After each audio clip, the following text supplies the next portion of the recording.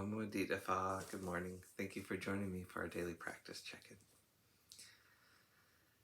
Listen, listen, listen. This beautiful sound calls us back to our true home.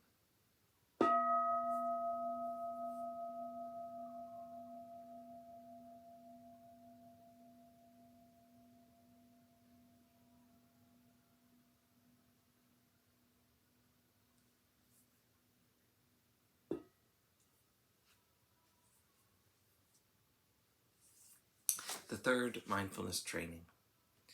Aware of the suffering caused by sexual misconduct, I vow to cultivate responsibility and learn ways to protect the safety and integrity of individuals, couples, families, and society.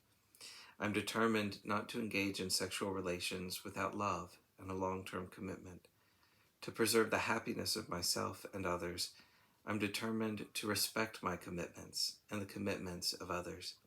I will do everything in my power to protect children from sexual abuse and to prevent couples and families from being broken by sexual misconduct.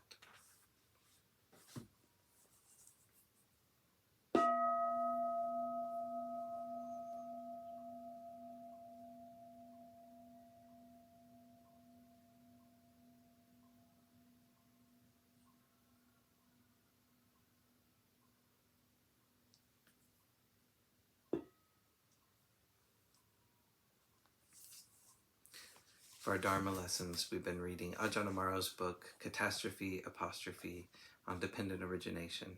This morning we're beginning a section on Dependent Origination, links 1 to 4, Avijja, Sankhara, Vijnana, Nama, Rupa.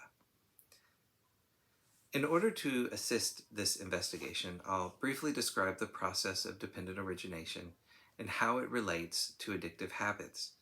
Once again, some teachings about dependent origination speak of it as referring to a period of 3 lifetimes: past life, present life, and future life.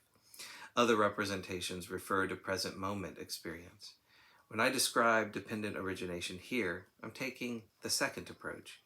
I'm simply referring to this present moment experience that we have here and now.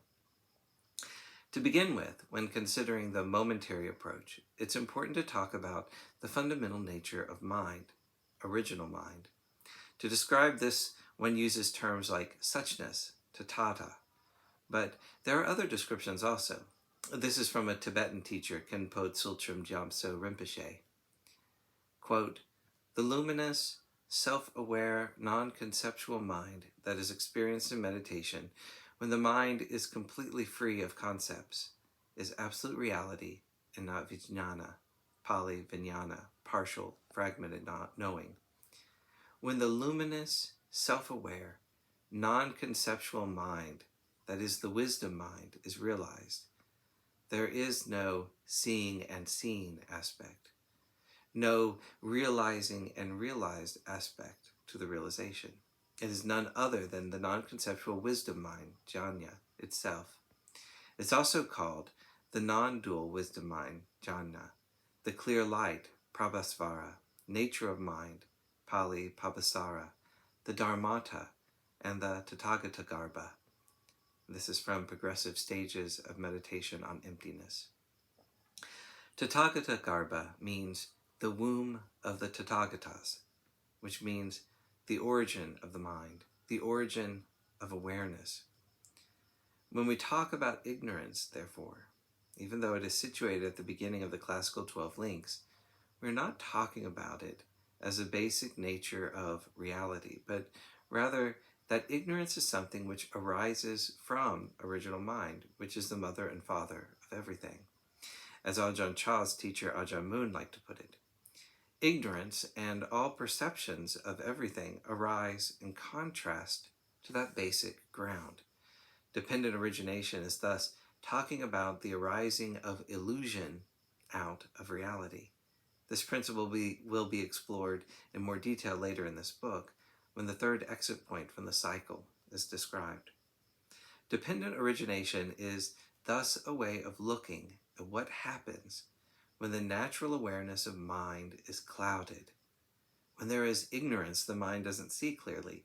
ignorance being represented by a blind person or by the blind leading the blind in the first image on the rim of the Bava Kaka. When we lose our mindfulness, this gives rise to Sankhara. Sankhara means divided, particular, or that which is compounded. It means the arising of self and other, any kind of polarity, duality. So that, out of this mind which recognizes suchness, we start to drift off to the sense of self and other. Sankhara also means thingness, the world of things. Thus the illusion of solid, independent entities starts to arise. What we then have before us is a process of crystallization or complexification, so that fundamental sense of division into this and that becomes strengthened and conditions vijnana, which means discriminative consciousness. The mind is not only just dividing this from that and self from other, but is starting to be able to conceive a whole variety of different elements, different things, within the sphere of attention.